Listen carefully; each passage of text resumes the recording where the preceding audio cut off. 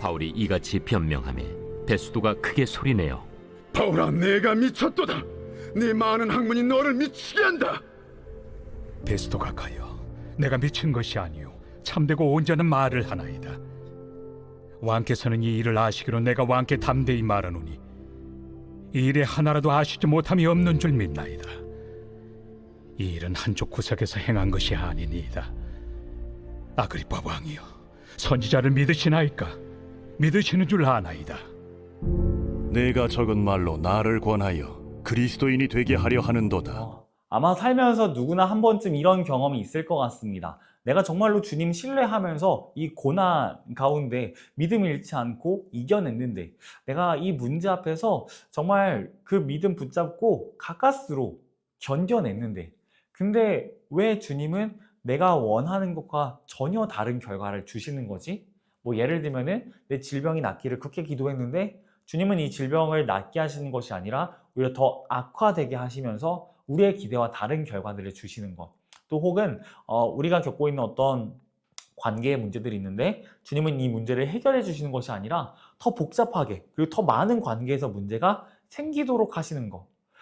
주님의 도우심이 분명히 있다라고 우리는 알고 있고 믿고 있으며 어제의 말씀을 통해서도 그렇게 배웠는데, 근데 정작 돌아봤을 때 주님의 도우심은 온데간데 없는 것처럼 느껴질 때, 그런 순간들이 여러분 가운데 있지 않았습니까? 저는 오늘 바울의 이 상황들을 보면서 제가 바울이었다면 참 그렇게 느꼈을 수 있겠다라는 생각들을 해봤습니다. 왜냐하면 바울의 변호가 모두 끝났을 때 이 아그리빠 왕이 보여준 반응이 참 기대와 다른 반응이었거든요. 바울의 변호는 정말 훌륭했습니다. 그 내용, 그 자세, 무엇 하나 모자라지 않았습니다. 하지만 아그리빠 왕의 마음도 움직이지 않았습니다. 그래서 바울은 무고함에도 불구하고 무죄 판결을 받지 못하게 됩니다. 바울은 미쳤다라는 이야기를 들으며 로마로 압송됩니다. 이러한 결과들은 우리가 일반적으로 기대하는 것은 아닙니다. 그렇다면 우리는 하나님의 도우심이 우리 가운데 원하는 대로 이루어지지 않았을 때 어떤 식으로 반응해야 될까요? 저는 이때 우리가 예수님을 바라보면 좋겠습니다. 예수님께서도 십자가를 지시기 전에 그 잔을 피할 수 있으면 피할 수 있도록 해달라고 간구하셨거든요. 아버지와의 관계가 끊어지는 것, 아버지의 진노를 받는 것, 예수님께서는 이 일들을 도무지 감당하고 싶지 않아서 아버지께 이 잔을 피할 수 있도록 해달라고 간구하십니다. 하지만 그분은 아버지의 뜻대로 해달라는 기도도 잊지 않고 하셨습니다. 그러면 마음 가운데 정말로 아버지의 뜻대로 되길 원하는 마음들이 있으셨던 거죠. 그리고 그 예수님의 기도를 통해서 예수님은 십자가를 짊어지게 되셨고, 십자가를 짊어지게 되심으로 우리는 구원을 얻게 되었습니다. 사랑하는 성도님들, 우리가 봤을 때에는 이 일이 대체 왜 일어나야 되지 싶은 것들이 분명히 있습니다. 그런데 예수님의 십자가처럼 뒤돌아보고 났을 때, 먼 훗날 그 사건을 다시 돌아보게 되었을 때, 정말 그 사건이 그 자리에 있지 않았으면 지금의 우리가 누리는 은혜들이 없었겠구나라고 고백하게 하는 것들이 분명히 있습니다.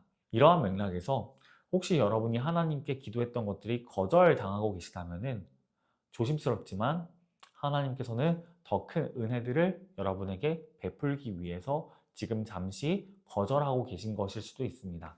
우리가 느끼기엔 다소 불이할 수 있는 이 순간 속에서 우리가 이 하나님의 거절도 응답으로 여길 수 있는 힘, 무엇이냐면은 그건 바로 예수님의 십자가의입니다. 쉽게 말하자면은 그냥 예수님도 그렇게 살아가셨으니까 우리도 살아가야 돼, 이 정도가 아니라 예수님이 그렇게 살아가심으로 말미암아 얻으신 그 의가 우리 가운데 있기 때문에 우리는 하나님 앞에서 그분과 같이 살아가는 영광을 누릴 수 있다라는 것입니다. 그래서 우리가 그리스도 안에 있을 때 그분 안에서 받는 고난도 우리에게 영광이 됩니다. 사랑하는 성도님들, 혹시 여러분의 삶에 하나님의 어떤 거절로 인해서 마음이 상하고 지치고 낙담하신 분들이 계시다면 주님께로 오시길 바랍니다. 주님은 온유하고 겸손한 분이셔서 여러분의 모든 무거운 짐들을 내려놓게 하십니다. 여러분을 가볍게 하십니다. 그리고 여러분이 받은 그 거절, 나도 받았어라고 이야기하시면서 여러분의 마음을 누구보다 잘 알아주십니다. 뿐만 아니라 그분은 내가 그 거절 받아서 지금 너와 함께 자리할 수 있어, 내가 너를 위로할 수 있게 되었어.